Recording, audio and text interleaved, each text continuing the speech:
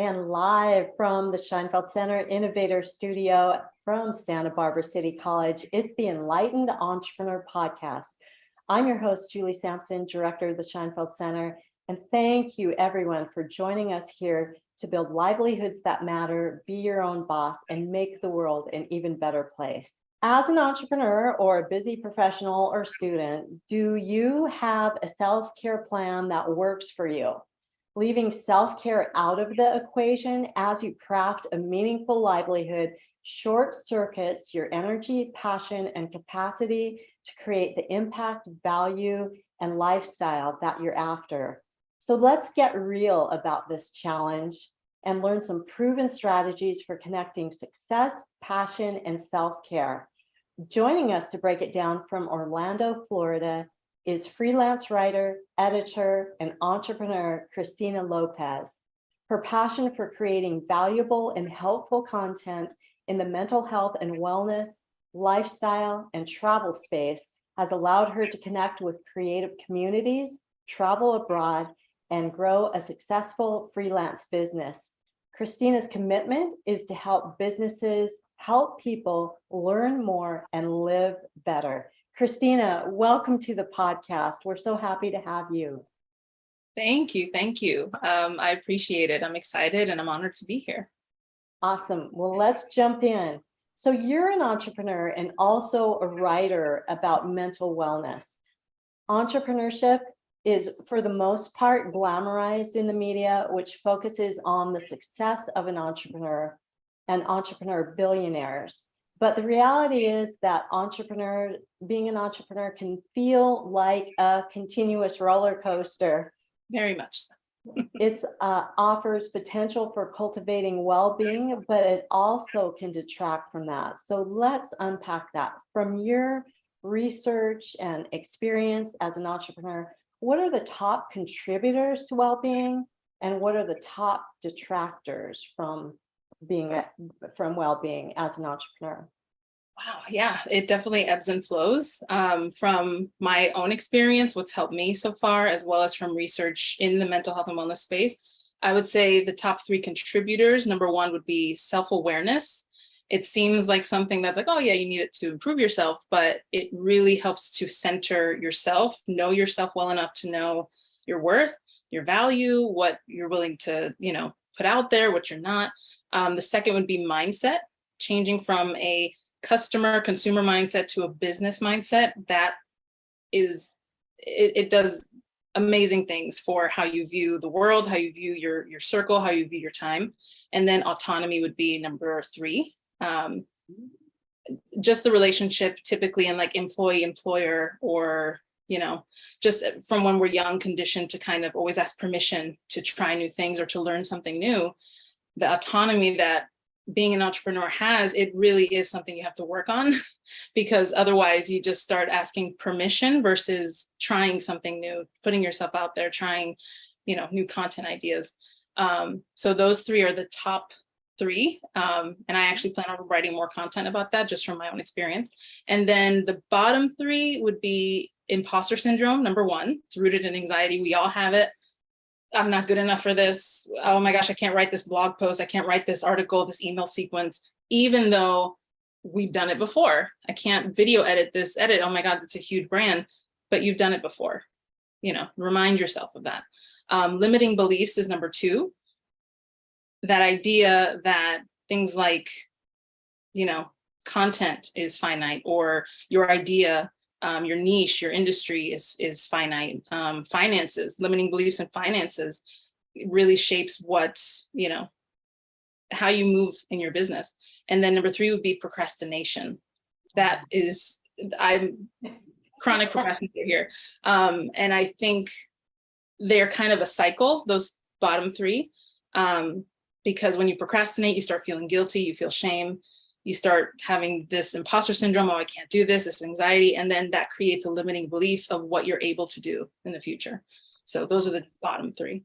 And I just realized lighting. I'm in Florida, folks, so that's lighting. It's not ideal. There we go. There we go.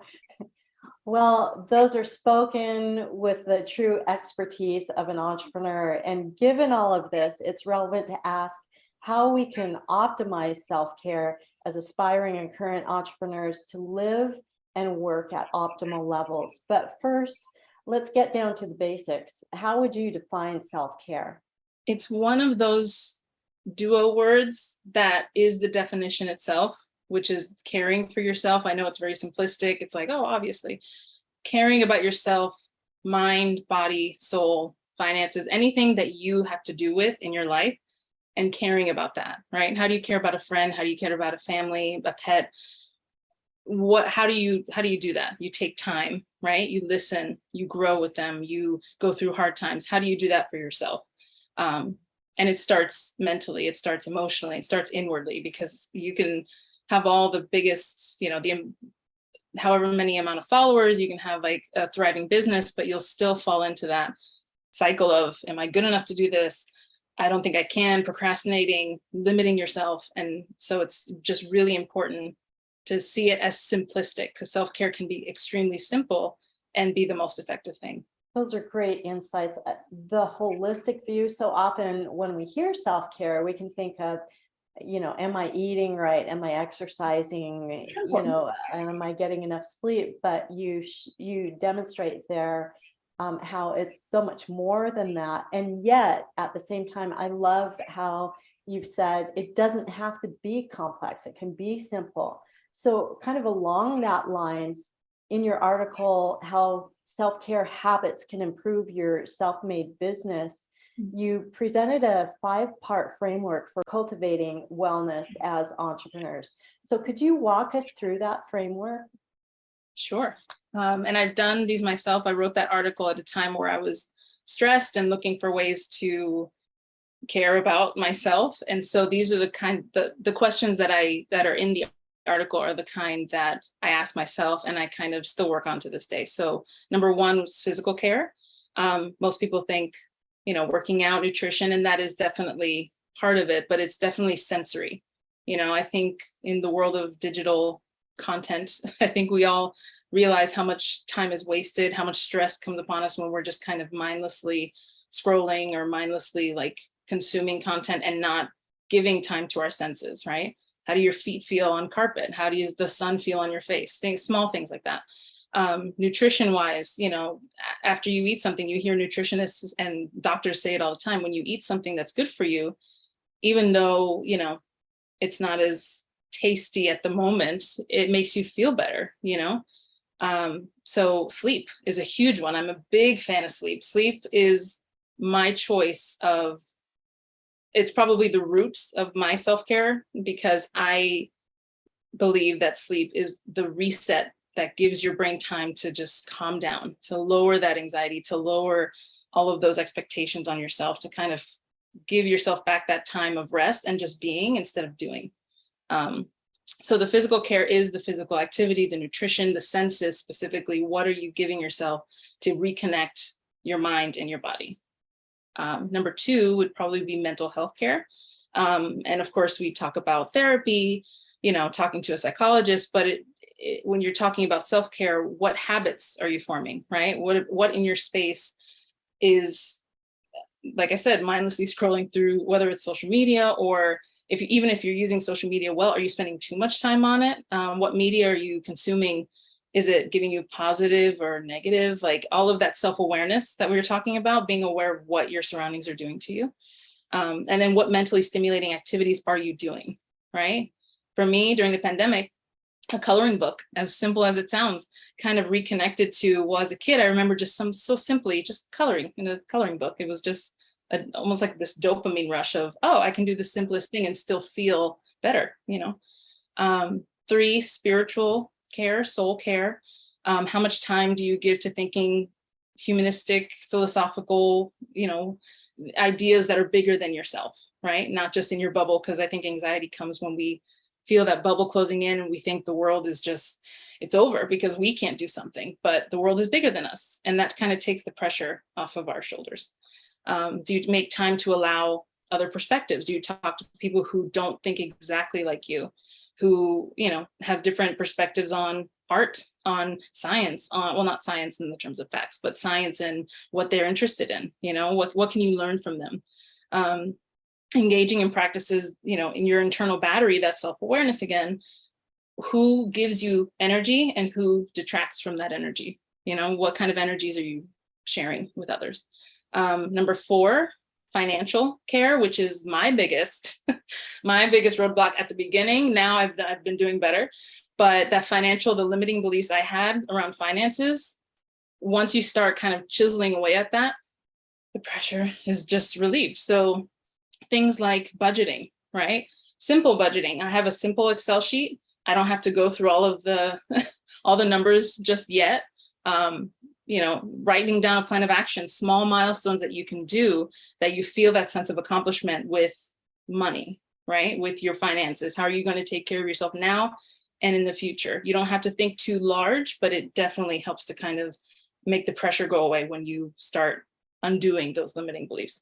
And then dream care. That one kind of was a mix of learning from other entrepreneurs, which is spontaneity, right? What kind of fun do you have? And I'm guilty of sitting here enjoying my writing and editing work just hours on end. I can just sit here, do it forever, but I need to replenish myself. So being in Orlando, Florida with my friends, I go to Disney World and we just be kids again. Going out to dinner with a friend just because I haven't seen them in a while, just small things like that. But being in that moment and giving that sensory attention to that kind of just brings that anxiety of, oh, I have to do something to feel worth something else. And all of these are not meant to be done all the time, like all at once, because it feels like a lot of questions in your, but it's meant to just check in with yourself. And that's how you kind of build that self-awareness. Like, how am I doing? Not just like, oh, I'm my health, wellness. Like, how am I doing? Like, how is my mind handling my surroundings and my space and my business and my personal life? And that's just really just a check-in. So much of what you have covered rings true.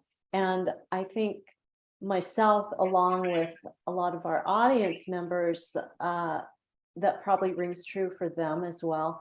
And then the challenge can be, after we've heard this, to actually implement it in our life, right? Like to take that step. You mentioned the check-in.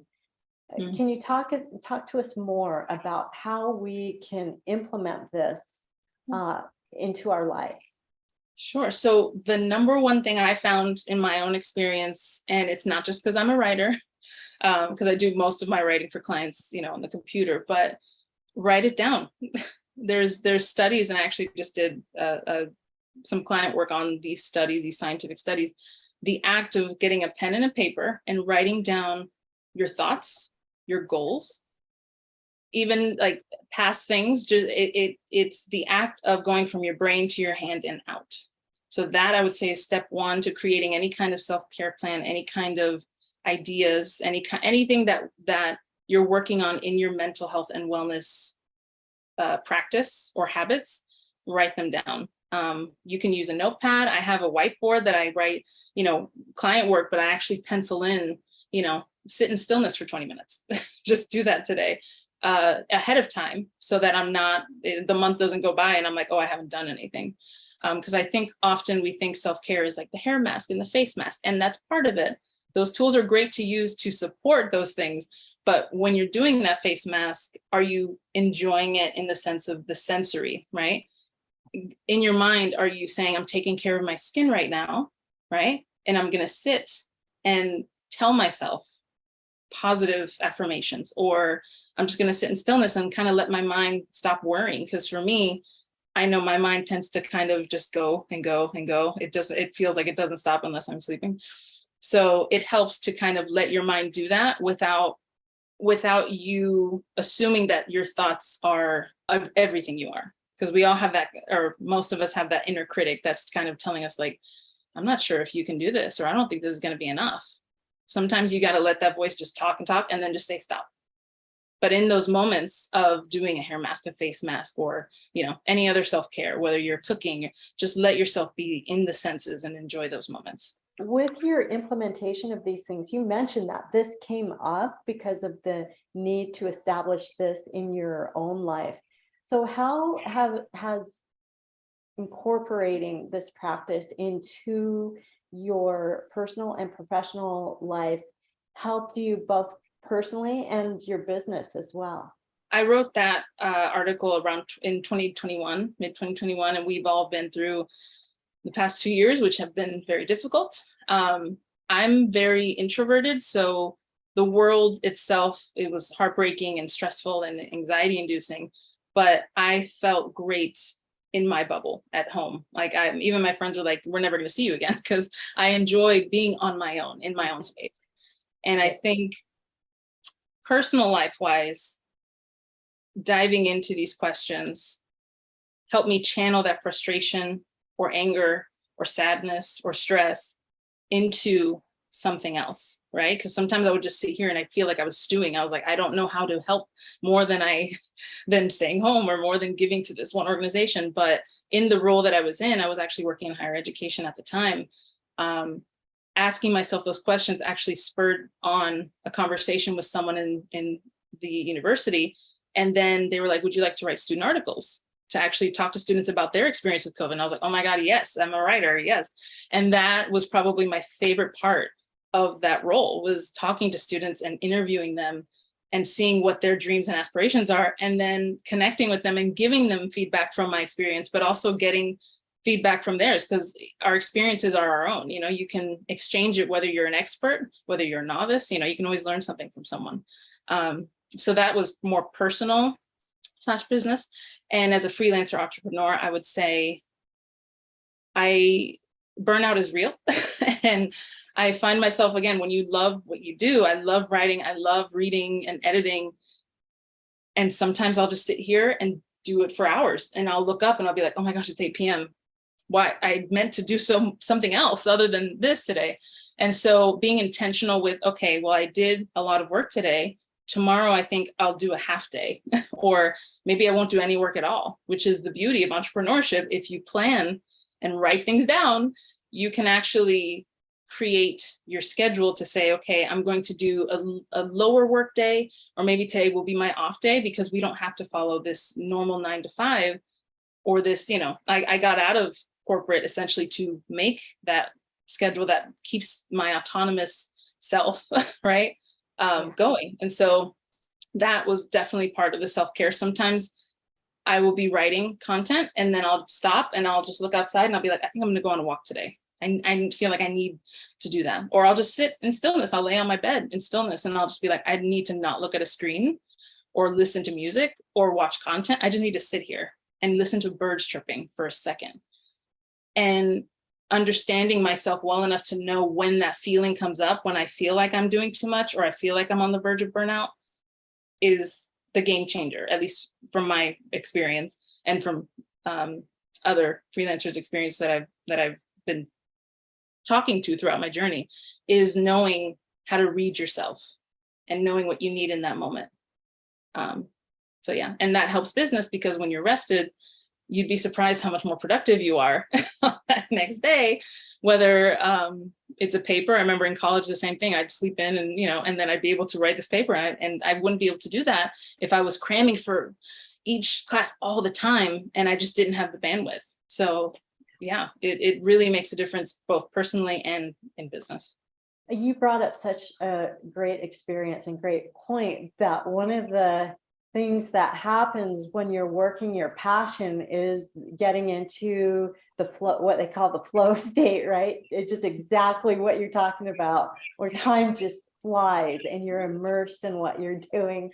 And that very positive thing can end up being a challenge, like you talked about. That part about getting enough sleep, I think that this can really affect our leadership capacity too, which is so important as an entrepreneur. You know, I've certainly noticed that.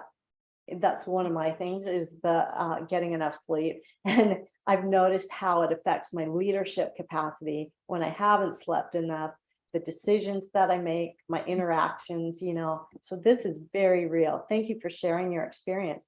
Hey, let's take some questions from our audience. So we have a live audience and also questions in the chat. So our first question is, as a content creator and student, I encounter brain fog. a lack of clarity and focus, which interferes with my productivity. What are your best tips for dealing with brain fog? So I actually wrote an article about this as well. It's one of my first Medium articles, I believe, because I was also dealing with it. It is something I think that often we think brain fog, you do something or you take something for it and it's gone. But it goes back to knowing when your brain is starting to feel a little unclear. So dealing with it, I feel like there's multiple steps. Number one would probably be, well, I would say number one, probably be a digital like detox, because oftentimes brain fog comes from having too much going on, too much stimuli going on in front of us. So, and I can't be the only one where I'll have either music on and I'll be doing some work, or I'll have YouTube on and then be like something. It's just too much, and your brain can multitask some things. There are very few things, but it can. But things like that, right? You can't really multitask if you want to give your all to a project or to a client or to a service. If you're doing too much. So I would say digital detoxing, and by that I don't mean like you have to throw away all your social media. I just mean in the sense of giving yourself time to actively put your phone on silent or turn it off or away from you, and then have a timer to just do the work, right? Have ambient noise if you want, that can be okay. But the digital screens can often just cloud a lot of what we think is brain fog, like, oh, I can't concentrate. It's because your brain's actually replaying all the stuff that you were trying to do. Number two, journaling. I would say specifically writing down all those thoughts that are kind of foggy, even if they don't make sense, even if it's phrasing, like sometimes you'll just like be thinking of the most random things, write it down. Because again, scientifically, the act of your brain telling words to your hand to write down these things, it gives you that sense of, okay, I've done it and I put it away. That's why sometimes you forget when you write something, a task down, you're like, oh, I thought I did that, because your brain is literally crossing it off the list. And then sleep, another one. Oftentimes it's a lack of quality sleep. Sometimes we sleep and we're not really like deep sleeping. So try to work on that. Oftentimes that comes from, again, too many screens on at night. That blue light keeps you awake. Try to put things on warm mode, or try to like read a book before you go to bed. A lot of these tips they sound pretty common, but it's really strategic in how and where you put it. So the digital detox would be like during the day. I know a lot of people are on social media during the day, but that's usually the time when, again, there's too much overload. So put it away. The journaling, it's, for me, my experience in the morning, I don't have that much going on in my head, but at night, so many things. I'm like, oh, I didn't get this done during the day. So write those thoughts down, write your plans down, write the top three things you need to do the next day. And I promise you, if you keep doing that, you'll have a slightly easier time falling asleep. Sometimes there's an underlying issue, but you'll have a much easier time letting go of those thoughts that are like, oh, you have to get this done tomorrow and this done. No, your brain knows you wrote it down. You'll have that to come back to. So those things are active steps you can take. The most important to start would be getting that quality sleep and prioritizing that. You know, some people are like, oh, I don't have time. Some people don't, right? So we don't know, everyone has different circumstances, but it's really, really important to prioritize sleep, to quality sleep. Right? Do everything you can to prioritize sleep without too much of like ambience, or, you know, again, talk to your doctor if you need it. And that's actually another thing I'll say. Take your health seriously. Talk to a doctor. Doing your own research is great to kind of see like, okay, this is what, you know, I know, so you can have a conversation with your healthcare professional, but sometimes there is something underlying that it may be low vitamin D. During the pandemic, I found out I was low in iron and vitamin D. And the moment my level started going up, I was like, oh, I have energy to do these things. I thought it was brain fog. It was actually fatigue because my body wasn't getting what it needed. So yeah. So digital detox, strategic journaling, sleep, and talk to a healthcare professional to get your body the right nutrients it needs. Excellent. I need a version of you just to be right here in my daily life, reminding me, you know, of all these great self-care practices. Hey, let's see, we have another question. How do you prioritize self-care when you're busy with school and work? right? And then the guilt comes in, right? Like, I know I should be doing it, but I'm a big planner. I'm a fan of planning things out. I don't have to have every little detail down to the last minute planned out, but planning out things, for instance, with clients, if they need something done within the week, I give them a deadline and then I make myself deadlines. So I have an outline done the first day. So that way I'm not feeling overloaded that I have to write this whole thing perfectly the first time. I have an outline. And then I go in and I write the pieces, not perfectly yet, just like the pieces, or at all, because none of us are perfect, but those pieces in there. Then the next day I'll go in and see what else is needed to add, what can I do to enhance it. And then that fourth day, I'll do one more look to revise and then send it off, right? I'll try to send it a little early so that they know they can send it back to me for feedback. So all of that is planning ahead of time. And that really takes the pressure off of me instead of waiting to the last minute to write all these blogs at once and then have them come back and say, this isn't what we were looking for, right? Even if they do say that, they know that there was care. You can tell when there's care put into that. So planning is huge. Even if you're not a planner, just even the smallest steps, one thing per day to plan anything that's giving you a lot of anxiety or that you're procrastinating on, just start with a step, just those small little steps. Oh yeah, that's probably the biggest thing that I found. Making that a habit has really just cut down on the stress I put on myself. And then realizing, because you know that quote that says we all have the same 24 hours as Beyonce or Elon Musk, we have the same amount of hours. We don't have the same ways of using them. And I think not putting so much pressure on yourself in that way to say, oh, well, they can do all that, so can I. They have a team of people. They have thousands of dollars. As an entrepreneur just starting out, you don't have that. And sometimes you're doing dual, you're starting a small business, you're in school, you're working, you have a family, all of these things. So I would say the planning helps in taking the stress off of you when you have those hours where you're like, I don't know what to do first. Prioritize what needs to be done, then do what you want to do, like what you're excited to do. And then prioritize what is kind of just like, the house cleaning and all of that stuff. And it's an ebb and flow, because especially entrepreneurs, I think, and students have a lot in common where you're just like, you're learning as you go. Like you're learning in the classroom as you're getting this degree. As an entrepreneur, you're learning things like taxes and, how to onboard clients and how to offboard them, all of these things, how to market yourself. You're learning all of that as you're doing it. So the same tools you learn as a student, teachability wise, just bring that into entrepreneurship. And what you're adding is that autonomy and the mindset shift. I would say those two things are the main differences between students and entrepreneurs, because you're always learning, never stop learning. So yes, beautifully stated. Well, if you can believe it, we are at the end of our time, but I'm certain that our audience would love to follow your work. And what's the best way for them to do that? I would say LinkedIn. It has all of my info on there. I'm happy to connect with any and everyone. I love, my whole feed is just amazing with other freelance writers, students. Again, I used to work in university and I still, like, those students are still following me. And sometimes they're just like, congratulations. And I congratulate them. Twitter. I've been more on Twitter. There's a lot of entrepreneurs on Twitter because it's very word-based. So often they're calling out for your expertise or calling for interviews with students or with a certain niche of people. I would say LinkedIn is probably your best bet because it has all of the info on there. And you can message me anytime. And I'm happy to connect with anyone. Perfect. That's very generous of you. And we put those links down below in the video description. And for our audience, we hope this discussion supports your entrepreneurial journey and the design and implementation of your passion project, which we're working on here at Santa Barbara City College.